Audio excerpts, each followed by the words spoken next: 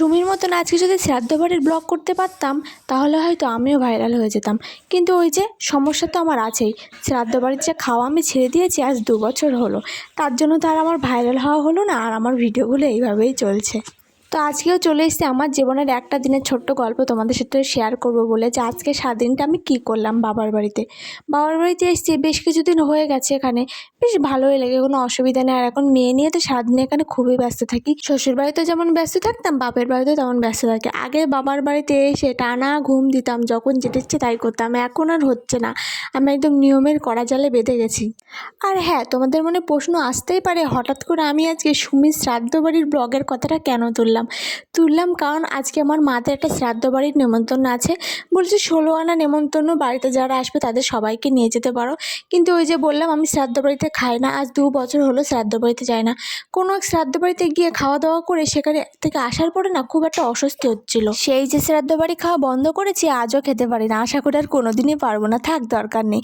আমার কথা হচ্ছে যাকে তেমন চিনি না জানি না, সত্যি আমি খুবই কম মানুষজন চিনি আমাদের গ্রামের দিকেও, তার শ্রাদ্ধ বাড়িতে খেতে যাবো কেন? দূর, আমার ভালো লাগে না।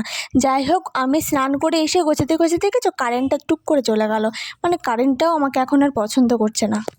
সংসার জীবনে আমি 6 বছরে 6 বছরে কত মানুষেরই অপছন্দের কারণ হয়ে উঠে দাঁড়িয়েছি, তার কারেন্টের কী দোষ বলো? তো মেয়েকেও সকালবেলা স্নান করাতে হবে, তাই আজকে লোকে স্নান করার আগে আমি স্নান করিয়ে নিই। কারণ ওকে স্নান করানোর পরে না ও একটু ঘুমায়, আর ও যতক্ষণে ঘুমায় ততক্ষণে যদি আমি স্নান করতে চাই আমার আর ঘুমানোই হয় না সারাদিনে। ওই জন্য আমি একসাথে ওর সাথে স্নান করে নিয়ে তাই দুজনে একসাথে ঘুমাই। আজ মা যেহেতু শ্রাদ্ধ বাড়ি যাবে, বাবাও যাবে, আমি যাব না, তাই বাবা আমার জন্য কিছু মাছ নিয়েছিল। আর মা বললো তাহলে মাছগুলো তুই ঝোল কর।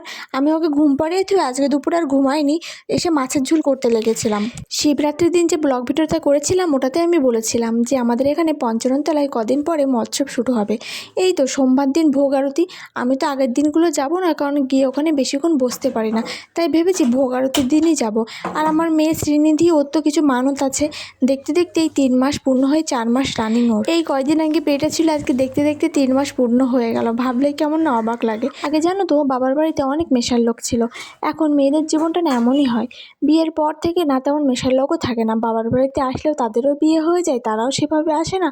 তবু কিছু কিছু মানুষের সাথে দেখা হয়, তাদের সাথে দেখা হয় দুটো মনের কথা বলতে পারলে না খুবই ভালো লাগে। দিন দিন জীবনটা আমার কেমন একঘেয়েমি হয়ে যাচ্ছে। জানি না তোমাদের কার কার মনে হয় 4 দেয়ালের মধ্যে বাচ্চা কাচ্চা নিয়ে কোথাও যেতেও পারি না, কারোর বাড়ি যাওয়া তো দূরের কথা, শ্বশুরবাড়িতে তো কোথাও যেতে পারি না। শ্বশুরবাড়িতে যেন আমার বাধা নিয়ম। হ্যাঁ, বলেনি কেউ আমার বাধা নিয়ম, কিন্তু আমি কোথাও যাই না, কারণ আমার ওই গ্রামে তেমন কাউকেই ভালো লাগে না। একদিক থেকে যেন আমি কাজটা ভালো করি, কেউ আমাকে বলতে পারবে না যে তুই শ্বশুরবাড়ির গ্রামে এর সাথে ওর সাথে নানান রকম কথা লাগিয়েছিস। এই কথাটা না আমাকে কেউ বলতে পারবে না। তবুও না মেয়ে মানুষের দোষের শেষ নেই, তাই না? যতই করি না কেন, যাই করি না কেন, সব দিক থেকে দোষের শিকার তোমাকেই হতে হবে। এই জিনিসটা না ভাবলে অবাক হয়ে যায়। যাই হোক, এইসব কথা আমি এখানে নাই বা আলোচনা করলাম, নিজের কথা নিজের মধ্যে রাখাই ভালো। আমার কিন্তু মাছের ঝোলে জল ঢালা হয়ে গেছে, প্রায় কমপ্লিট হয়ে আসলো।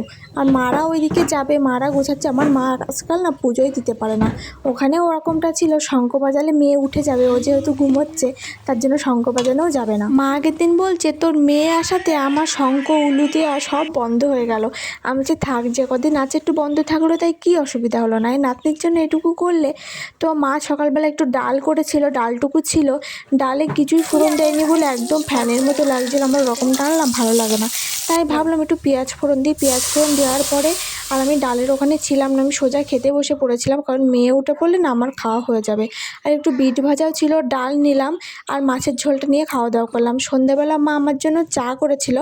তার কিছুক্ষণ পরে আমার খুব একটা পছন্দের খাবার এসে হাজির। এবছর প্রথম খাচ্ছি আমি কুলির পিঠে, সত্যি অবাক করা কাণ্ড। তাহলে কুলির পিঠে খেতে খেতে কিন্তু ভিডিওটা আজকে আমি এখানেই শেষ করছি। তোমরা অবশ্যই একটা লাইক, কমেন্ট, শেয়ার আর সাবস্ক্রাইব করতে ভুলো না। তো বাই বাই।